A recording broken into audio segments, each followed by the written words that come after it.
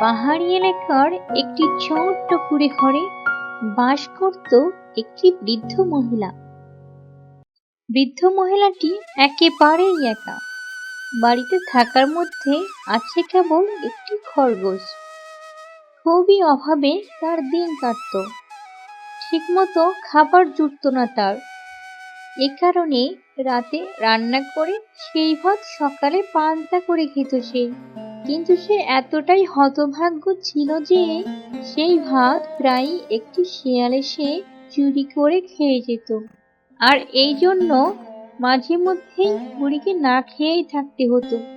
এই বিষয়টা নিয়ে বুড়ির খুব মন খারাপ থাকতো, কিন্তু সে কিছুতেই বুঝে উঠতে পারছিল না যে শেয়ালটাকে সে কিভাবে শাস্তি দেবে।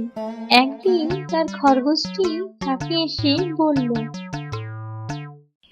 ঠাকুমা, প্রায় দেখি তুমি খুব মন খারাপ করে থাকো। কি হয়েছে বলো তো আমাকে। আর বলিস না বাছা, বহু কষ্টে আমি সামান্য কটা খাবার জোগাড় করি। রাতে একবেলা রান্না করি আর সকালবেলা পান্তা করে খাই। কিন্তু মাঝে মধ্যে একটি দুষ্টু শিয়াল এসে আমার সেই পান্তা ভাতগুলো চুরি করে খেয়ে যায়। আমি যে কিভাবে তাকে শাস্তি দেব কিছুই বুঝে উঠতে পারছি না। আসলে আমার বয়স হয়েছে তো। ও, এই ব্যাপার। তুমি একদম চিন্তা করো না, ওসব তুমি আমার উপর ছেড়ে দাও। দেখো আমি কিভাবে শেয়ালটাকে জব্দ করি। ঠিক বলছিস, তুই পারবি। তবে দেখিস বাছা, শিয়ালটা কিন্তু খুবই চালাক। আমি এর আগেও অনেকবার ওকে ধরার চেষ্টা করেছি, কিন্তু কিছুতেই ধরতে পারিনি। ওসব তুমি আমার উপর ছেড়ে দাও, আর আমি যা বলি শুধু সেগুলোই করতে থাকো। ঠিক আছে, তাহলে বল কি করতে হবে আমাকে। তুমি যে হাঁড়িতে পান্তা ভাত রাখো, কালকে সেই হাঁড়ির মধ্যে একটি বিষাক্ত কাঁটাযুক্ত জীবন্ত মাছ রেখে দেবে। আর যখনই সেই হাঁড়ি থেকে শিয়াল পান্তা ভাত খেতে যাবে, সঙ্গে সঙ্গে মাছটি তার বিষাক্ত কাঁটা ফুটিয়ে দেবে, আর শিয়ালটা শাস্তি পাবে। এই সমস্ত কথাগুলো আবার শেয়ালটা আড়াল থেকে সব শুনে ফেলল। সে নিজে নিজে বলতে লাগলো, আচ্ছা, আমাকে জব্দ করবে? ঠিক আছে, তাহলে আমিও দেখবো কিভাবে তোমরা আমাকে জব্দ করো।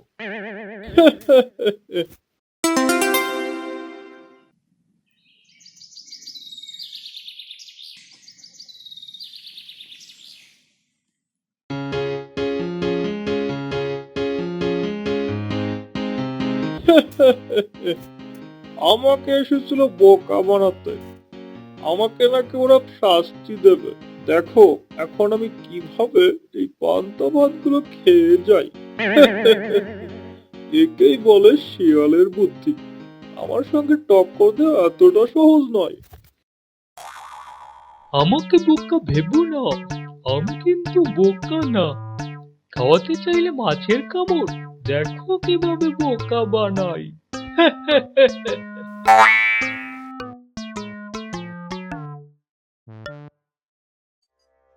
কিছুক্ষণ পর বুড়ি এসে দেখল যে তার পান্তা ভাত হাঁড়িতে নেই। আছে শুধুমাত্র সেই জীবন্ত মাছটি, যেটা সে রেখে দিয়েছিল হাঁড়ির মধ্যে। বুড়িটা খুব মন খারাপ করে বলতে লাগলো, হায় রে, আবার শিয়ালটা এসে আমার পান্তা ভাতগুলো খেয়ে গেল। আজকে আবার আমাকে না খেয়েই থাকতে হবে। আমি যে কি করি, হায়।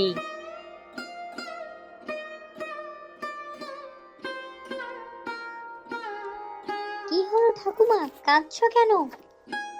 আর বলিস না বাছা, তুই আমাকে যেভাবে বলেছিলি সেইভাবেই তো করলাম, কিন্তু তবুও তো শিয়ালটা আমার পান্তা চুরি করে খেয়ে গেল। হায় হায়। ঠাকুমা, তুমি শোনোনি, একবার না পারলে দেখো শতবার। আচ্ছা, আমি ভাবছি ওকে আর কিভাবে জব্দ করা যায়।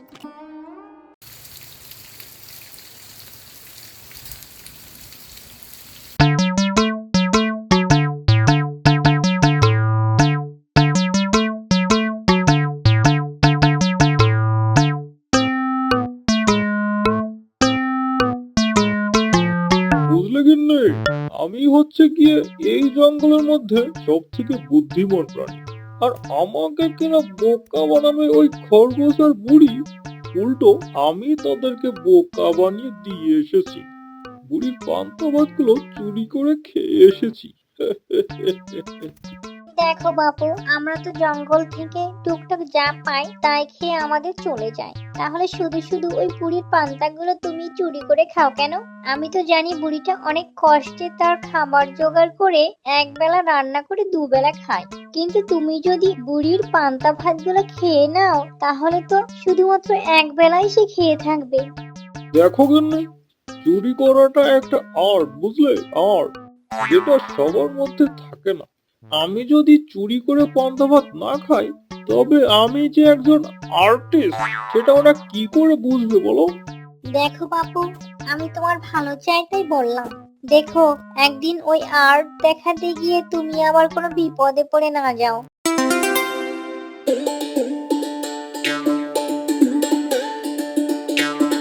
ঠাকুমা, ও ঠাকুমা, কোথায় গেলে তুমি? কি হলো, এভাবে চিৎকার করছিস কেন বাছা? শেয়ালটাকে জব্দ করার আরেকটি বুদ্ধি পেয়েছি। শোনো, যা বলছি তাই করো। কালকে তুমি পান্তা ভাতের মধ্যে প্রচুর পরিমাণে ঝাল মিশিয়ে রাখবে, তাহলে শেয়ালটা খেয়েই খুব জব্দ হবে। আচ্ছা, আমাকে ঝাল খাইয়ে মারবে? ঠিক আছে, তাহলে দেখো আমি কিভাবে এবারও তোমাদেরকে বোকা বানাই। খা এবার ঝাল মাখানো পান্তা ভাত খা।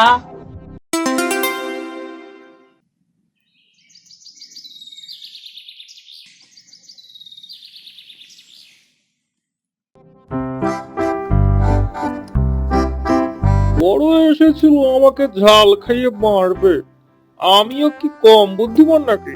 সঙ্গে করে নিয়ে এসেছি চিনি। আমাকে বোকা ভেবো না, আমি কিন্তু বোকা না। ঝাল খাইয়ে মারবে বুড়ি, চিনি মিশিয়ে করলাম পান্তা চুরি।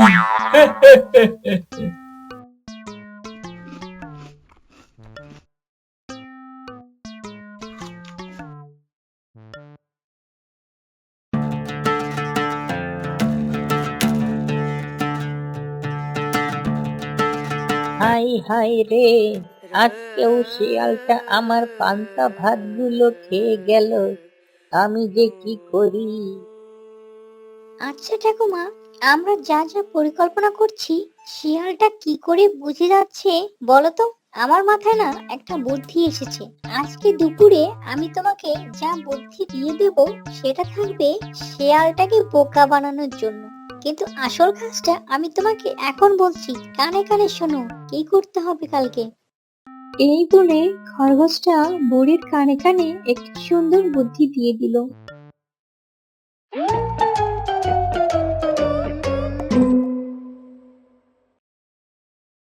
কেনে বলেছিলাম না, চুরি করে একটা আর্ট, বুঝলে? চুরি করাটা একটা আর্ট। আজও আমি বুড়ির পান্তা ভাতগুলো চুরি করে খেয়ে এলাম গিন্নি। দেখো, তুমি কাজগুলো একেবারেই ঠিক করছো না। আমি তোমাকে আবারও বলছি, তুমি বুড়ির পান্তা ভাতগুলো চুরি করে খেও না।